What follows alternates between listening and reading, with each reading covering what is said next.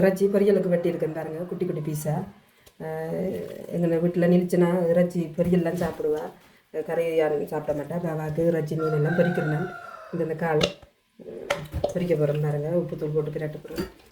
இஞ்சி உள்ளி பேஸ்ட்டு, தேவையான அளவு உப்பு, பொரியலுக்கு அளவானது, மிளகாத்தூள்.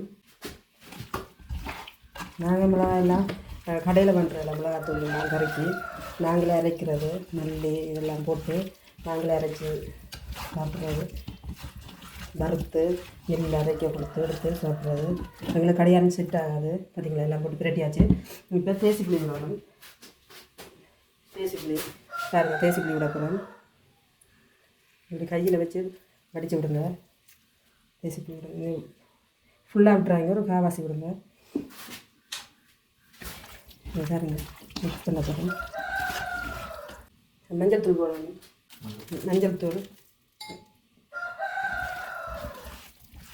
போட்டு நல்லா பிரட்டிடுங்க. மஞ்சள் தூள் வெடுக்கடிக்காது. மற்ற மஞ்சள் தூள் பிள்ளைகள் மஞ்சள் சாப்பிட்றது உடம்புக்கு நல்லது இருக்குது. அதால் மஞ்சள் போட்டு செய்கிறேன். ஒரு 10 நிமிஷம் ஊற விட்டுட்டு பொரிச்சிங்கன்னா சரி. எங்கள் அடுப்பு உடஞ்சிருச்சு. இங்கே பாருங்கள் எப்படி உடஞ்சிருக்குண்டு. அடுப்பு வாங்கணும், கொஞ்சம் நாள் ஆகும். அது மட்டும் இந்த பாவிப்பம் வந்து வச்சுருக்கேன்.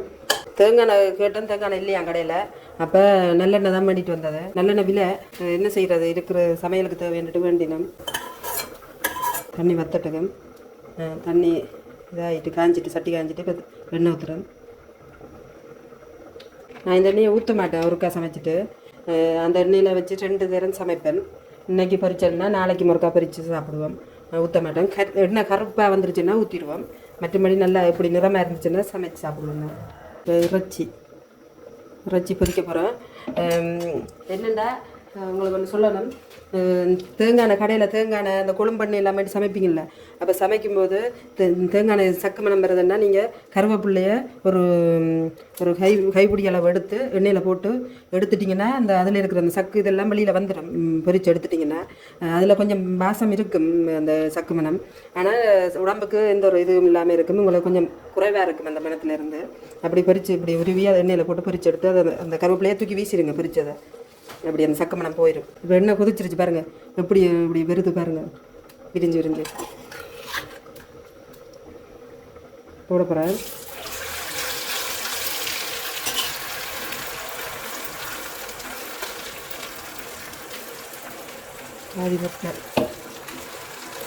எப்போயும் எண்ணெய் சட்டியில் பெரிய இறைச்சியோ மீனோ போட்டால் உடனே கிளறிடாதீங்க, பிரட்டி விட்டுறாதீங்க. ஏன்னா உடனே பிரட்டினீங்கன்னா அந்த கீழே சட்டியில் ஒட்டி பிடிச்சிடும். அது கொஞ்சம் லேட்டாக ஒரு 5 நிமிஷம் கழித்து அதை பிரட்டினீங்கன்னா ஓகேயா இருக்கும். சட்டியில் ஒட்டி பிஞ்சு வராது. ஓகே, பொரிச்சு எடுக்கும்போது காட்டுறேன் உங்களுக்கு. பிரட்டும் போது காட்டுறேன்னு இருங்க. பாருங்கள், பொரிஞ்சு இப்படி நிற வருது. நல்லெண்ணெயில் பொரிச்சா அப்படி நிற வரும். இப்படி நிற வருது, நல்ல வாசம் வருது, நல்லெண்ணெய் வாசம். பார்க்க போகிறோம் பாருங்கள். நல்லெண்ணெய் இல்லைண்ணெய் சட்டியில் ஒட்டாமல் வந்துருக்கு பார்த்தீங்களா. நாங்கள் இஞ்சி உள்ளி பேஸ்ட்டு போட்டு இல்லை பிரட்டி வச்சது. மஞ்சள் போட்டதால் இன்னும் மஞ்சள் நிறத்தில் இருக்குது பாருங்க. பொரிஞ்சிருக்குங்க, பொரிஞ்சு வருது பாருங்க.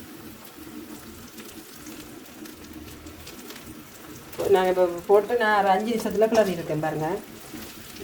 பிரட்டி இருக்கேன். இப்படி எல்லாத்தையும் பிரட்டி அடுத்த பக்கம் போகிற மாதிரி இப்படி பிரட்டி விட்டுருக்கேன்.